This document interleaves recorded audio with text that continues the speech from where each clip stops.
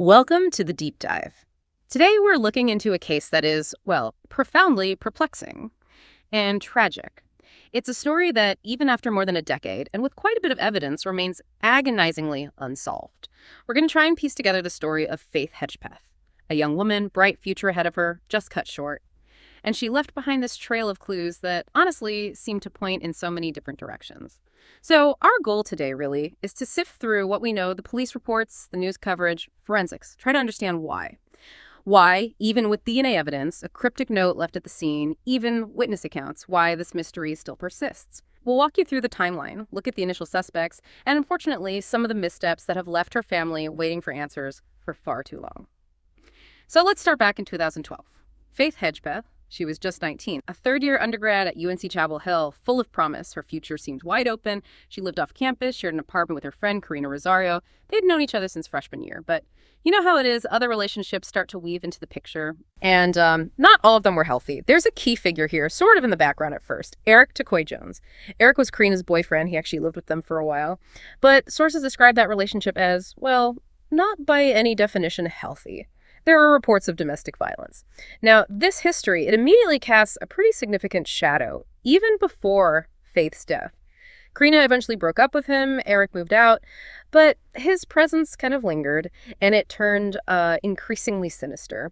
Months before Faith was killed, Eric apparently tried to break into their apartment twice. Faith, being a good friend, convinced Karina she needed to get a protective order against him. This move reportedly made Eric furious. Sources say he hated Faith for getting involved, for influencing Karina. And maybe the most disturbing part, Eric reportedly threatened to kill Faith if Karina didn't get back together with him. Yeah, from an investigative angle, that's not just a red flag. It's a massive siren. You've got a history of violence, documented attempts to break in, and then a direct, specific threat against the victim. Yeah. That puts Eric Jones squarely at the top of any initial suspect list. It's just textbook. How seriously were those threats taken at the time, though? Well, that's the thing. It definitely gave the police a clear focus early on, although, as we'll see, it turned out to be, well, misleading. But let's first map out the timeline. Faith's last night, Friday, September 7th, 2012. It started out like a pretty typical night for college students, a night out that just turned incredibly dark. Around 1 a.m., Faith and Karina get to a nightclub called The Thrill. They met friends there, including another one of Karina's ex-boyfriends, Brandon Edwards. Apparently, they were still on friendly terms, so they're partying there for a bit. Then, maybe around 2:30 a.m., Faith and Karina head home. Karina later said she'd had a little too much to drink. Okay. Then around 3:40 a.m., something puzzling happens. A text message gets sent from Faith's phone. It's sent to Brandon Edwards, the ex they saw earlier. It reads, "Hey, B, can you come over here, please? Karina needs you more. Please let her know you care." Then just a few minutes later, another text from Faith's phone. Just the word then. Probably an autocorrect for then. What's interesting, though, is Karina's own phone records. They show her calling Brandon around the exact same time. So it kind of suggests Faith might have been trying to help her friend out, maybe get his attention for her. Brandon doesn't respond. So Karina then calls someone else. Jordan McCreary. He was a UNC soccer player. Maybe dating, maybe not. It's unclear. And then at 4:25 a.m., Karina leaves the apartment with McCreary. They go to his place. Now, here's a detail that becomes really critical later on. Karina claims she looked in on Faith before she left, said Faith was sleeping. But, and this is huge, she left the front door unlocked. Unlocked? That decision, it raises a lot of questions. So fast forward, the next morning. It's still Friday, September 7th. Around 11 a.m., Karina comes home. And what she finds is just unimaginable. Faith is dead on Karina's own bed, in Karina's bedroom. She calls 911 immediately, and you can hear the sheer panic in her voice on the recording. She's struggling to even give the address clearly. She says Faith is unconscious. And then she says something kind of confusing, that Faith fell off the bed all over the pillows. With our operators trying to guide her, check for breathing, stay calm, but it's just chaos. That 911 call, it's a raw, chaotic moment. Captures the trauma. But from an investigator's perspective, sometimes those initial, maybe slightly incoherent details can stick out later. Her description of Faith having fell off the bed, when compared to the actual scene the police found, well, that discrepancy would certainly be something they'd note down. How do police usually handle statements made in that kind of shock? It's tough. Right, you have to balance empathy with needing the facts. But the scene itself left no doubt about the horror. Police arrive, and the autopsy report later details just how violent it was. Faith was found under a blanket, on the mattress. Large amounts of blood everywhere, cause of death. Blunt force trauma to the head. Severe. The autopsy also showed cuts, bruises on her arms and legs, defensive wounds, and blood under her fingernails. She fought back. There was a bottle found in the bedroom. Looked like it came from the kitchen. It had tissue fragments and DNA on it. Police suspected it was a murder weapon. The room was a complete mess, is how it was described. Karina even told the 911 operator there were items in the room that didn't belong to them. And Faith. She was found with her shirt pulled up, no clothes from the waist down. Semen was found on her body. The DNA from that matched male DNA found elsewhere in the apartment. And if that wasn't grim enough, there was something else. A small white paper bag on the bed. Scrawled across it were the words, "I'm not stupid bitch jealous." Police felt strongly this was written by the killer. Forensics looked at the handwriting. It seemed disguised. Like it was maybe written with the non-dominant hand? That note, "I'm not stupid bitch jealous." It's a really chilling glimpse into maybe the killer's mindset. Anger, resentment. But what's forensically significant is its condition. The scene was incredibly bloody, right? Yet the note itself is apparently remarkably clean. That suggests a couple of possibilities. Either it was written somewhere else, outside the immediate area of violence, or perhaps more likely it was written beforehand, premeditated. And that raises a big question about the killer's state of mind. Was this pure rage, spontaneous, or was there planning involved, an intent to leave that specific message? Yeah, that distinction is absolutely crucial. Premeditated versus spontaneous changes everything. So naturally, the investigation zeroed in on the most obvious person first, Eric Takor Jones. Given his violent history with Karina, those direct threats against Faith, he was prime suspect number one. And the social media stuff seemed to back it up, didn't it? The day before the murder, he posts on Twitter asking them to forgive him for what he was about to do. Then 3 days after Faith died, he changes his Facebook cover photo. And it's even more unsettling. "Dear Lord, forgive me for all my sins, and the sins I may commit today, protect me from the girls who don't deserve me, and the ones who wish me dead today." But then the case takes this massive turn, a real twist. Eric was cooperative with the police, fully cooperative. And the crucial part, his DNA did not match any of the male DNA found at the crime scene. None of it. So that effectively ruled him out. It just blew the initial theory wide open. Eric even spoke to reporters later saying Faith was the sweetest person. Whoever did this deserves to burn. So, with Eric ruled out, attention turned elsewhere. And unfortunately, scrutiny also fell on the initial investigation itself. There were controversies, concerns raised by many, including Faith's family, about potential missteps. For one, all the records were sealed by court order initially. Cause of death wasn't even made public. It was actually the student newspaper at UNC, the Daily Tar Heel, that pushed legally to get a lot of this information released.